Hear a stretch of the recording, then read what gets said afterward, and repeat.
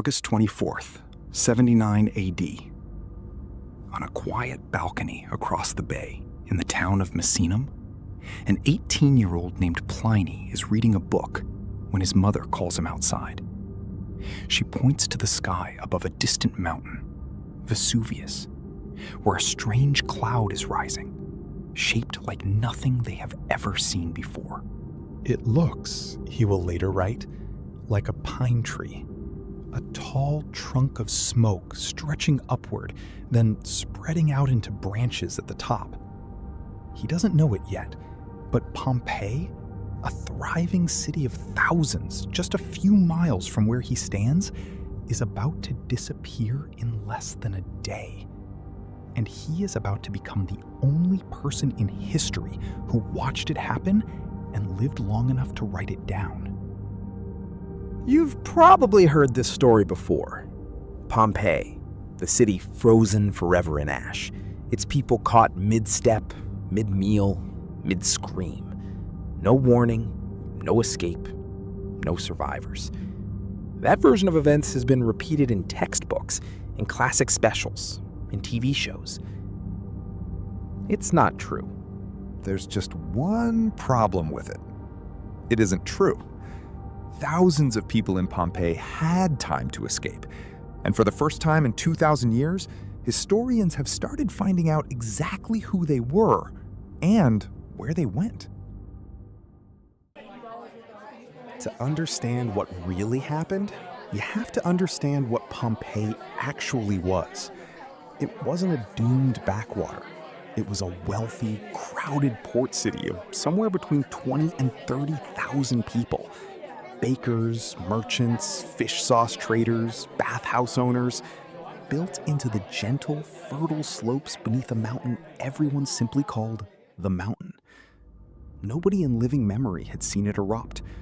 As far as anyone in Pompeii knew, Vesuvius was just scenery. Years earlier, in 62 AD, a major earthquake had cracked walls and toppled statues across the region. People rebuilt. Life went on. Small tremors became part of the background noise of living near the bay. Annoying, but not alarming.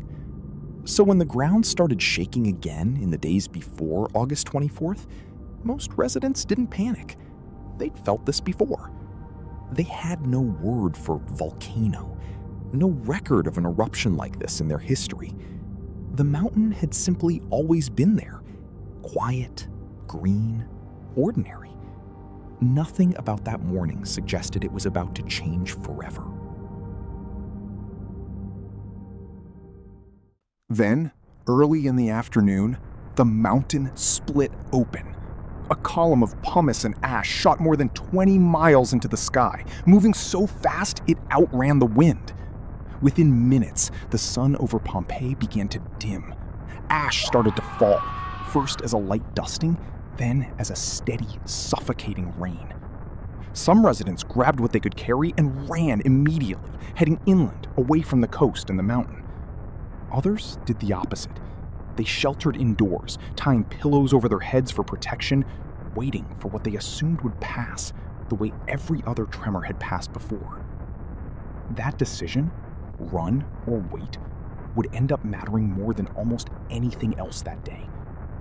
The people who left in those first hours, while the roads were still open and the ash hadn't yet buried the streets, had a real chance of surviving. The people who waited were running out of time without knowing it. Across the bay, a man named Pliny the Elder, celebrated scholar, commander of the Roman fleet, and uncle to the teenager watching from the balcony, made a decision almost nobody else in his position would have made. Instead of sailing away from the eruption, he ordered his ships toward it. Officially, it was a rescue mission. Evacuate as many civilians from the coastal towns as possible. Falling ash and floating pumice made the bay almost impossible to navigate, and the wind kept pushing his ships back toward the danger rather than away from it. He reached the shore near Stabia, helped organize an evacuation, and stayed the night with friends as the air filled with toxic fumes. He never made it back out. His nephew stayed behind in Mycenum that day and lived to describe everything his uncle never got the chance to tell anyone himself. But the worst was still hours away. Sometime after midnight, the eruption column, which had been holding steady in the sky for nearly 12 hours, began to collapse under its own weight. When it came down, it didn't fall as ash. It came down as a pyroclastic flow, a fast-moving wall of superheated gas, rock, and volcanic debris, racing down the mountain at speeds that could outrun a sprinting horse. Temperatures inside these flows are estimated to have reached several hundred degrees Celsius, hot enough to kill almost instantly, regardless of shelter. This is the part most documentaries skip past quickly, but it's the part that matters most. The majority of deaths in Pompeii didn't happen during the initial ashfall of the first afternoon. They happened in these final violent hours, well into the second day, hours after many residents had already decided whether to run or stay. By then, for anyone still inside the city, there was no more time left to choose. Here's where almost every version of this story ends. The city falls silent, gets buried, and the narrative jumps straight to its rediscovery centuries later. But when archaeologists started looking more carefully at what was actually left behind, they noticed something that didn't add up. The number of bodies found in Pompeii accounts for only a small fraction of its estimated population. Stables across the city were found empty. No horses, despite plenty of evidence horses had lived there. Boat slips along the coast were empty too, with no ships left behind. Strong boxes that should have held coins and jewelry were found cleaned out, not buried with their owners. None of that happens in a city where everyone simply stayed and died. It happens in a city where a large number of people packed what they could, took their valuables and their animals, and got out, while there was still time and still road left to use. One historian decided to test that theory properly. Classics professor Stephen Tuck spent close to 8 years going through tens of thousands of Roman inscriptions, tombstones, dedications, civic records, searching specifically for family names that were unique to Pompeii and Herculaneum. If people had survived and resettled elsewhere, their names should resurface in the historical record of nearby towns. They did. Tuck documented over 200 individual survivors scattered across 12 different cities surrounding the bay, mostly to the north, outside the worst of the destruction. 2,000 years after the eruption, people who were never supposed to have existed in any record at all started showing up again, one carved name at a time. Some of those survivors did more than just survive. They thrived. The Caltilius family resettled in Ostia, a major port north of Rome, and grew wealthy enough to fund their own temple to an Egyptian harbor god worshipped by sailors and merchants. They eventually married into another family of Pompeian refugees, the Munatiuses, building one combined, prosperous dynasty in their new home. In the port city of Puteoli, a fish sauce merchant named Aulus Umbricius rebuilt the family business from nothing.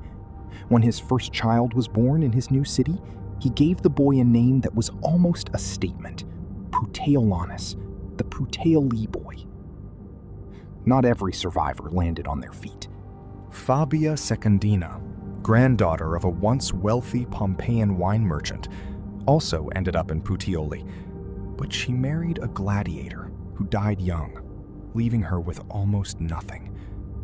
3 other, poorer families settled together in a small town called Nuceria, where, according to one surviving tombstone, they took in an orphaned boy named Felicio, with no living relatives of his own, something almost unheard of in Roman Pompeii, where extended family normally absorbed orphan children instead. And the survivors weren't treated as cursed or unwelcome. Roman authorities invested heavily in the towns that absorbed them, rebuilding roads, water systems, even amphitheaters to support the new population. There's no record of these refugees being isolated, blamed, or pushed aside. They opened businesses, they held local office. They were simply, quietly, absorbed back into Roman life. Pliny never went back to Pompeii. He grew up, became a lawyer and a writer, and for decades said almost nothing publicly about what he'd witnessed as a teenager. It was only years later, when the historian Tacitus asked him directly for an account of his uncle's death, that he finally sat down and wrote it all out from memory. The cloud, the tremors, the ash, the people running in the dark. That letter is still, to this day, the only eyewitness account of the eruption that survives from anyone who saw it happen. And here's the part worth sitting with. 200 survivors have been found so far, but Tuck's search covered only a fraction of the inscriptions that still exist, scattered across collections, museum basements, and unread fragments all over Italy. Which means somewhere out there, there's a real possibility that more of them are still waiting. Names nobody has connected back to Pompeii yet. If you want to keep finding the parts of history that get left out of the textbook version, subscribe. There's more buried than anyone likes to admit.